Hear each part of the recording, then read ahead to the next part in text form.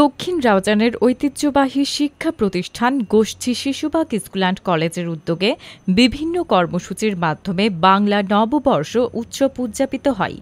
কর্মসূচির মধ্যে রয়েছে আনন্দ শোভাযাত্রা, সাংস্কৃতিক অনুষ্ঠান, বলি খেলা, পিঠা উৎসব, পান্তা ভাত ভোজন ও আলোচনা সভা। গোষ্ঠী শিশুবাগ স্কুল অ্যান্ড কলেজের পরিচালনা পরিষদের সভাপতি মোহাম্মদ আলমগীর হায়দারের এই বর্ষবরণ কর্মসূচির শুভ উদ্বোধন করেন। এতে উপস্থিত ছিলেন শিশুবাগ স্কুল অ্যান্ড কলেজের পরিচালক শামিমাল আজাদ, জাহাঙ্গীর টুটুল, নুরুল আজম, মনিরুল ইসলাম, জাহাঙ্গীর, সিরাজ তালুকদার, মোহাম্মদ জিয়াউর রহমান, বেলাল হোসেন, সিদ্দিক আহমদ, জাহাঙ্গীর আলম।